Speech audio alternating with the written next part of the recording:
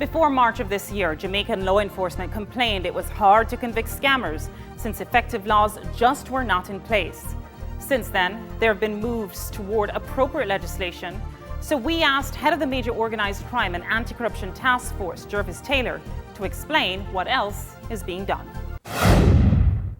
As the head of MOCA, as the Assistant Commissioner of Police here in Jamaica, are you saying that this new law has been able to help you arrest and totally reduce this problem of perpetrators of lottery scamming? It has given us law enforcement personnel greater breadth in addressing the offense or offenses related to lottery scams. For example, the offense of possession of lottery scam paraphernalia. And in this case, you're talking about things like even your lead list, the very cell phone that you have, which is a lawful tool, to the extent that it is used for the purpose of engaging in lottery scam activity. We have arrested in excess of 30 persons for breaches of this particular law.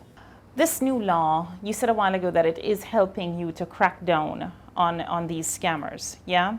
But it seems like from when you speak to the Federal Trade Commission in the United States, they'll tell you that they're not seeing, it die down at all. What are you seeing on the ground? Are you seeing the lottery scam in Jamaica die down? The anecdotal evidence that we have at our disposal suggests that persons are engaged less in lottery scam.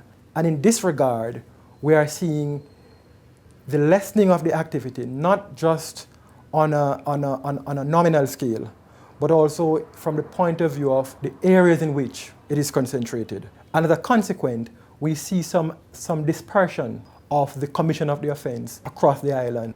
Yeah, but from the perspective of the United States, they don't business which parish. They just know it's coming from Jamaica. Oh, so would you say it's dying down from the Jamaica perspective? Let's be practical.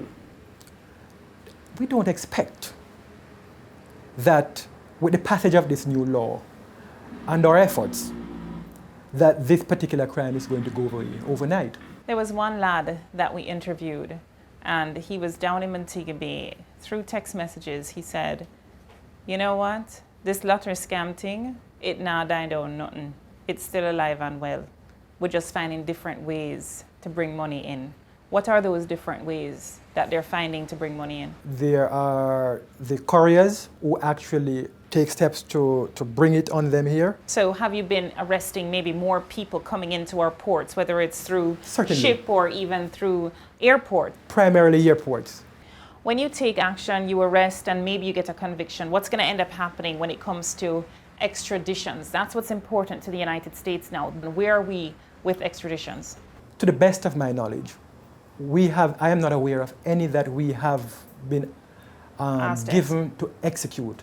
But I'm not saying that none is in the process. I'm just not aware of it. CBS came to Jamaica and did an expose on the lottery scam. They tracked the movement of money, I suppose, or were able to find this individual on camera. It was a hidden camera that they used. And then he ran off when he realized that he was uncovered by CBS. I asked the question, is he arrested to date? My brief on the subject from the investigator is that that suspect is still at large. Further, I am advised that we had gotten an affidavit in the matter based on certain reports emanating out of the United States. And efforts were being made to apprehend him. And during that particular point in time, round about that time, CBS actually did this interview with him, which more or less alerted him to the police interest in him. And as a consequence of that, he went underground.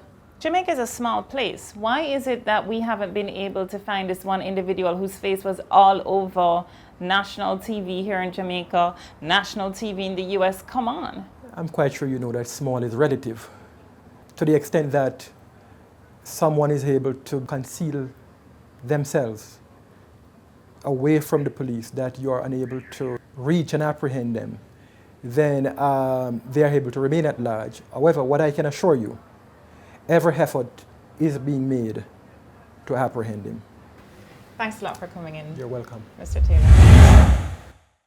And coming up after the break, we know it as Antigua and Barbuda, but in less than 50 years, will Antigua stand alone because of climate change? We are predicting, based on the sciences, that about 60% of Barbuda will become submerged.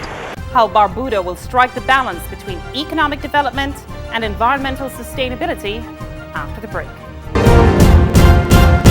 The preceding segment was brought to you by Grace.